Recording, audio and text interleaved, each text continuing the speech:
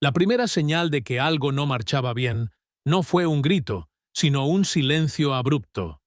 Uno de esos silencios tensos, espesos, que solo existen en los estudios cinematográficos cuando alguien con poder decide imponer su autoridad.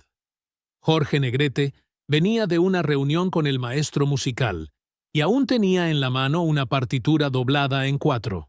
Caminaba por el corredor angosto donde los cables serpenteaban por el piso y las lámparas colgaban como esqueletos luminosos, cuando escuchó el golpe seco de un objeto contra la mesa. Jorge se detuvo.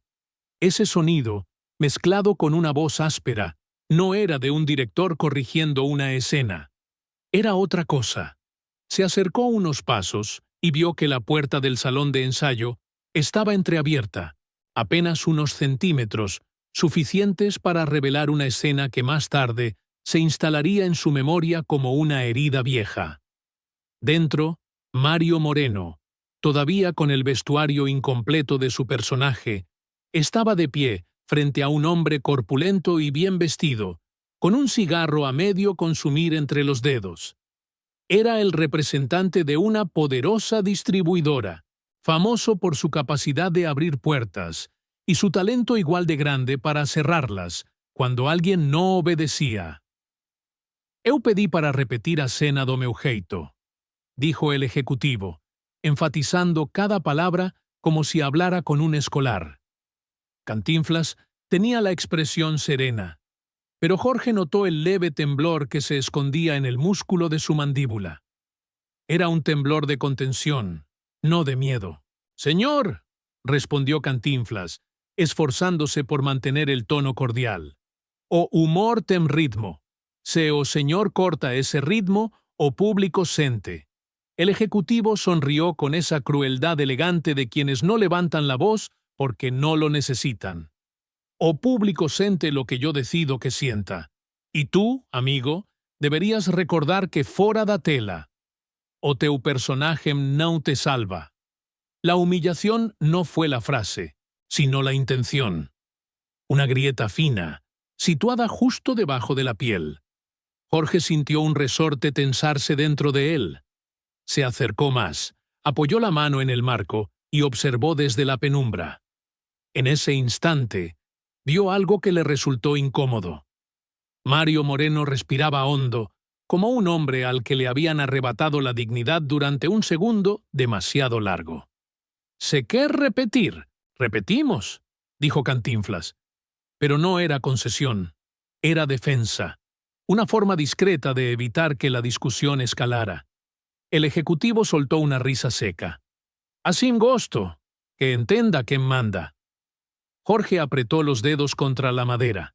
Conocía ese tipo de situaciones. Las había presenciado con cantantes jóvenes, con actores recién llegados, incluso con técnicos que no tenían quien los respaldara. Pero jamás había visto a Cantinflas sometido a ese trato. Era impensable. El hombre que hacía reír a todo un país, reducido a un empleado reprochado. El asistente de dirección entró para avisar que la siguiente toma estaba lista. Cantinflas dio un paso atrás, inclinó ligeramente la cabeza y dijo, con una cortesía que dolía: «Como usted diga, señor». Salió al pasillo despacio, sin mirar a nadie. Llevaba su gorrito entre los dedos, apretándolo como si fuera un amuleto. Jorge lo observó cruzar la penumbra del corredor y comprendió que lo que acababa de presenciar no era un simple altercado profesional. Era una fractura. Una que, si no se atendía, podía crecer dentro del alma de un artista. Por un segundo, Jorge pensó en dejarlo pasar. Sabía que en el medio cinematográfico las discusiones eran tantas que, si uno se detenía en cada injusticia, no avanzaba. Pero algo muy parecido a la lealtad, o quizá al respeto profundo por el oficio, le impidió moverse. Entonces, Cantinflas se dio cuenta de su presencia. Lo miró apenas, con un gesto que no pedía ayuda, pero tampoco la rechazaba. Una mirada cansada, vulnerable, extrañamente muda, en un hombre acostumbrado a cubrir sus emociones con palabras ágiles.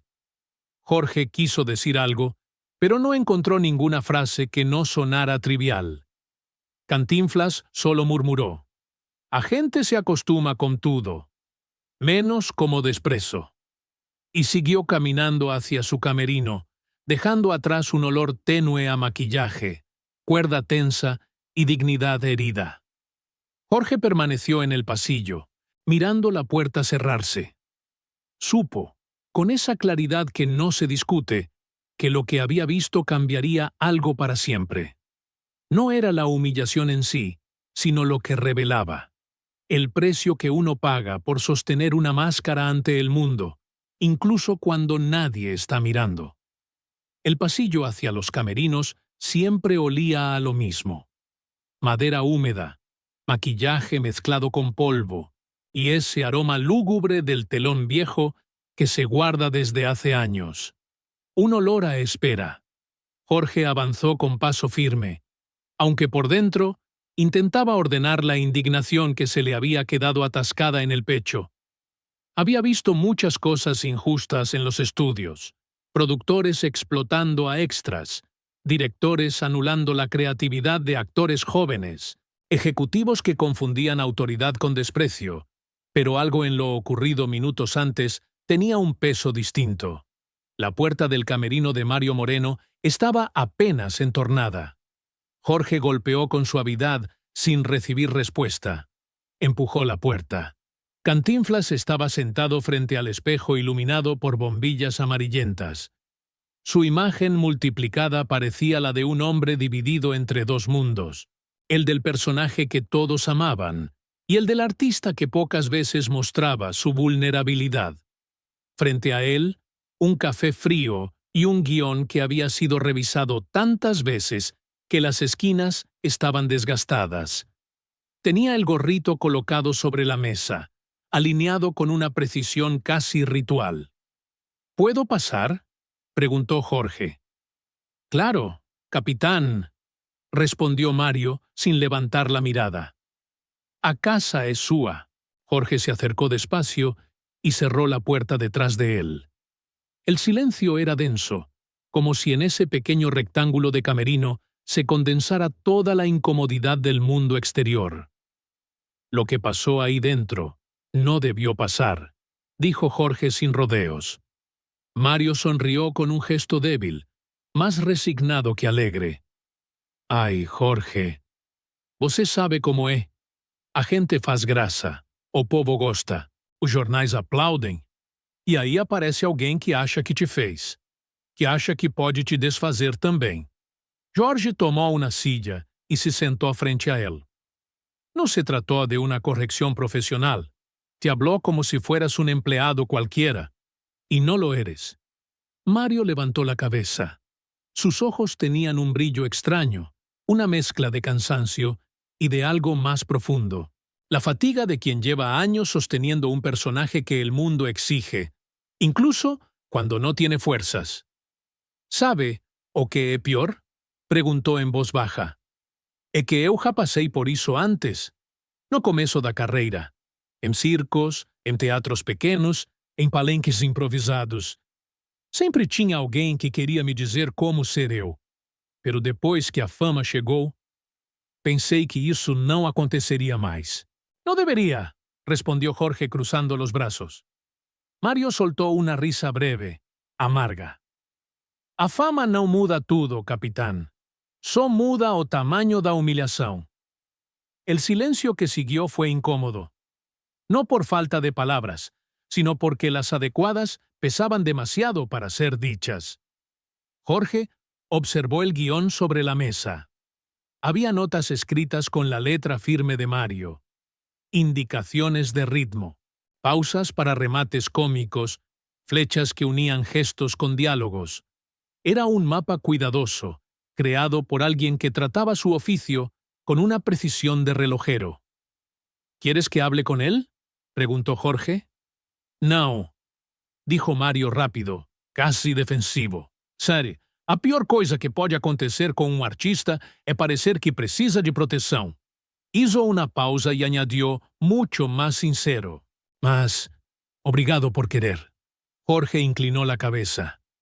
«No es protección, Es respeto, y el respeto se defiende, a veces sin que lo pidan. Mario respiró hondo. Se quitó la chaqueta del personaje y la dejó caer sobre el respaldo de la silla. Por primera vez desde que Jorge había entrado, parecía permitirse bajar la guardia. «¿Sabe o que máis me doeu?», preguntó, mirando su propio reflejo en el espejo. «É que eu estava tentando explicar o meu trabalho, o meu ritmo, a maneira como eu construo o riso, e ele me olhou como se eu fosse só palhaço. Eres artista, Mário, e uno grande. Pero às vezes, dijo Mário, encogiendo os ombros, até artista esquece disso». Jorge se inclinó hacia adelante. Cuando alguien te quiere rebajar, no es porque seas pequeño, es porque lo que haces es grande, y no lo entienden. Mario se quedó en silencio, como si necesitara tiempo para digerir la frase. Después de unos segundos, tomó el café frío, lo miró y lo dejó de nuevo sobre la mesa. «Sabe, Jorge, o povo acha que eu sou forte, que eu sempre estou pronto para responder com uma piada, virar o jogo, escapar da vergonha?» Se frotou la nuca. «Mas tem dias em que a gente não tem armas. E hoje eu estava desarmado». Jorge comprendió entonces que no se trataba solo del incidente.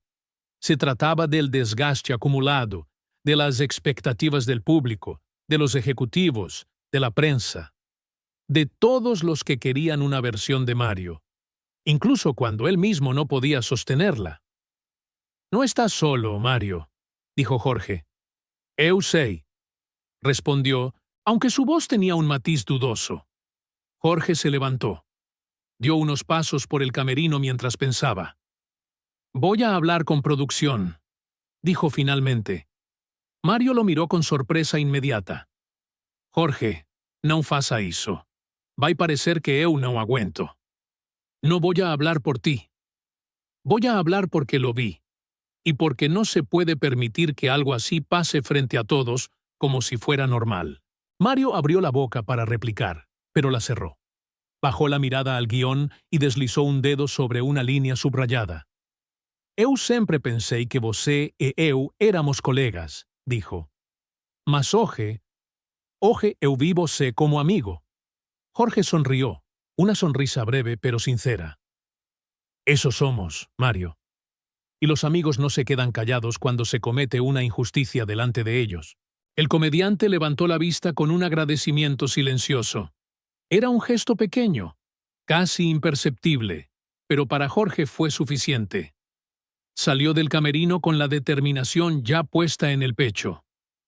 No sabía exactamente qué iba a decir, ni cómo reaccionarían los ejecutivos, pero tenía claro que no podía permitir que aquello quedara como un acto más de prepotencia en los bastidores. La puerta se cerró detrás de él, dejando a Cantinflas solo con su reflejo, su gorrito y un café que ya había dejado de importar. Era la primera vez en mucho tiempo que alguien había visto al hombre detrás del personaje, y había decidido actuar por él. Y ese simple hecho comenzaría a cambiarlo todo. La mañana siguiente llegó con una calma engañosa. En los estudios, esa clase de calma siempre anunciaba algo. Un retraso, un disgusto, una negociación detrás de puertas cerradas. Pero esa vez, lo que se estaba gestando era otra cosa. Los asistentes corrían de un lado a otro con órdenes nuevas. Los técnicos ajustaban micrófonos con más prisa que de costumbre, y los extras esperaban con un murmullo inquieto. Se percibía en el aire un rumor sin palabras, un presentimiento colectivo. Jorge había llegado mucho antes de lo habitual. No había dormido bien. La imagen de Cantinflas frente al ejecutivo se le repetía como un eco desagradable. Mientras caminaba por el foro principal, saludó a los trabajadores de siempre. El luminotécnico que jamás sonreía, el asistente de sonido que vivía con un cigarro pegado al labio, la maquillista que conocía mejor que nadie las preocupaciones de los actores, porque las veía primero en el rostro desnudo de cada uno. Todos los saludaban con respeto, pero había algo más en sus miradas. Expectativa. El ejecutivo, el mismo hombre de la tarde anterior, estaba supervisando la instalación de un set con la arrogancia habitual. Parecía no recordar, o fingir que no recordaba, lo ocurrido. Llevaba un traje impecable y hablaba con dos productores como quien dicta órdenes a subordinados que deben asentir para conservar el puesto. Jorge respiró hondo y se acercó. «Necesito hablar contigo», dijo con un tono que no invitaba a evasiones. El hombre se volteó, ligeramente irritado. «Ahora no, negrete. Estamos revisando la agenda. Si viniste a pedir cambios en tu canción, hablamos más tarde». Jorge no se movió. «Hablarás ahora».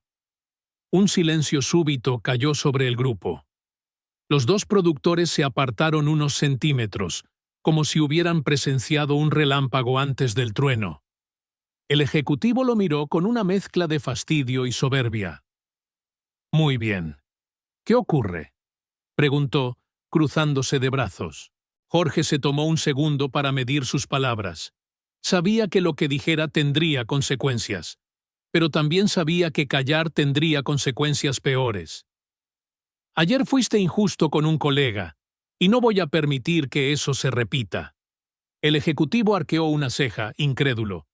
«¿Estamos hablando de ese comediante?» «Mira, Jorge, no exageres. En esta industria se habla fuerte. Si no soporta una corrección, no debería estar aquí». «No fue una corrección», replicó Jorge. «Fue un menosprecio, y delante de toda la producción». La tensión creció como una cuerda, a punto de romperse. «Si tratas así a Cantinflas», continuó Jorge, «nos estás tratando así a todos». Hubo un murmullo entre los técnicos que estaban cerca. Era apenas audible, pero suficiente para que el ejecutivo entendiera que no tenía la ventaja que creía tener. «¿Y qué propones?», preguntó el hombre, intentando recuperar la compostura. Jorge subió a una tarima cercana para que todos lo escucharan. No era un gesto teatral, era un posicionamiento claro, un punto desde donde su voz pudiera llegar hasta el último extra del foro. «Propongo que se respete al talento, a cualquier talento, sin importar si viene de un personaje cómico o de un héroe charro».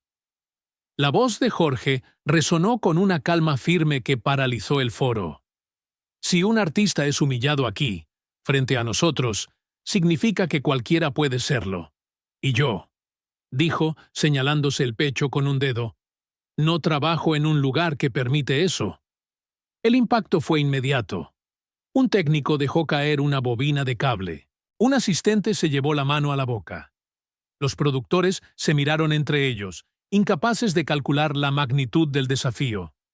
El ejecutivo, rojo de indignación, avanzó un paso. «Esto es un chantaje». «No», respondió Jorge.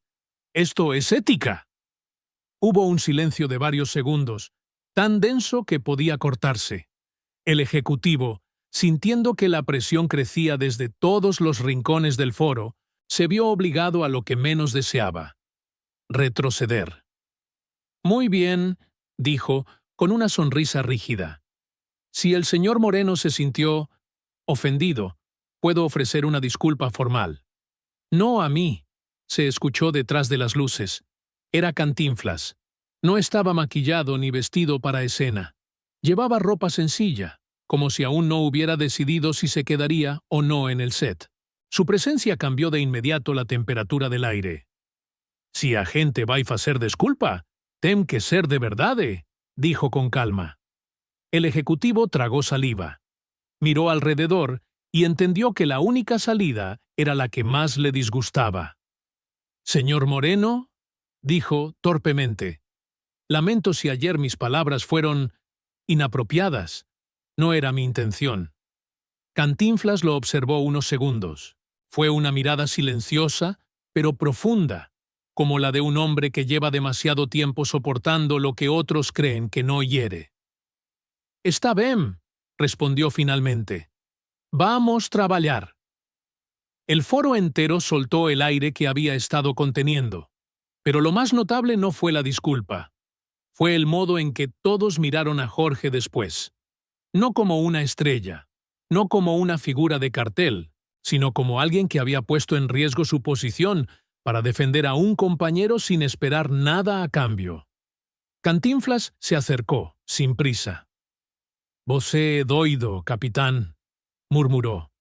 «Eles poderiam ter-te tirado do filme». Jorge sonrió apenas. «Preferiría salir que callar». Mario lo miró con una gratitud silenciosa, intensa, que no necesitaba palabras. Era la mirada de alguien que había descubierto que, incluso en un ambiente lleno de máscaras y ambiciones, todavía existían gestos verdaderos. Los técnicos comenzaron a preparar la siguiente toma. La rutina del estudio se reanudó, pero algo había cambiado. El respeto, ese recurso tan escaso en los bastidores, había encontrado un defensor inesperado, y la leyenda de aquel gesto comenzó a recorrer el foro como una corriente subterránea, contada en susurros por quienes la presenciaron. Nadie sabía aún que ese día marcaría para siempre la amistad entre dos de las figuras más grandes de la época de oro. Pero todos, absolutamente todos, sintieron que habían visto algo histórico. Había pasado un día entero desde el incidente, pero la energía que recorría los estudios San Ángel seguía vibrando con la tensión de lo ocurrido. No era común ver a un ídolo enfrentar a un ejecutivo. No era común que un artista se arriesgara a perder contratos en defensa de otro. Se hablaba en murmullos, se repetía la historia con variaciones mínimas, y cada vez que el nombre de Jorge surgía en las conversaciones, aparecía una mezcla de admiración y desconcierto. Cuando el rodaje terminó, ya de noche, el ruido del foro se apagó poco a poco hasta quedar un silencio que parecía un telón bajando. Los actores se retiraban, los técnicos guardaban los equipos en silencio, como si temieran perturbar algo sagrado. Jorge salió de los estudios despacio, todavía con el peso emocional del día clavado en los hombros. El aire nocturno de la colonia San Rafael tenía ese aroma particular de la época, mezcla de coches viejos, música que escapaba desde los bares y el murmullo de una ciudad que no sabía detenerse. Jorge caminó unas cuadras hasta un bar discreto, uno de esos sitios donde los artistas iban a esconderse de la misma fama que habían construido. Se sentó en una mesa al fondo, bajo una lámpara tenue, y pidió un tequila reposado que prometía más silencio que conversación. No pasó mucho antes de que la puerta se abriera y entrara Cantinflas. No era el hombre público, ni el comediante eterno de movimientos rápidos y verborrea encantadora. Era Mario Moreno, con los hombros cansados, las manos metidas en los bolsillos y una expresión que mezclaba agradecimiento con una incomodidad tímida, como si no supiera si tenía derecho a estar ahí. «Pues, ¿me puedo sentar?», preguntó con una sonrisa suave, casi apenada. «Siéntate», respondió Jorge. «Ya te estaba esperando». Mario deslizó la silla y dejó escapar un suspiro profundo cuando por fin se acomodó frente a él. Sobre la mesa, el silencio parecía tener peso propio, como si ambos necesitaran ese espacio para organizar las emociones del día. «Sabe, capitán», comenzó Mario, mirando sus manos, «hoje aconteceu algo que eu nunca vi nesse meio». «Que coisa? Alguém importante?» Usando a própria voz para defender a de outro. Jorge sorriu de lado. «Não exageres». «Não estou exagerando, Jorge. Você sabe muito bem. Nesse mundo, cada um cuida de si. Os contratos mandam mais que a dignidade, e a gente finge que não vê as injustiças porque... Bom, porque é assim que tudo sempre foi». «No debería ser así», respondió Jorge, sin perder la serenidad. Mario levantó la cabeza y lo miró con una honestidad que pocas veces mostraba. «Quando você subiu naquela plataforma, Jorge, eu senti vergonha. Não de mim, de ter-me acostumado como que não devia». Esa confesión cayó sobre la mesa como un pequeño terremoto.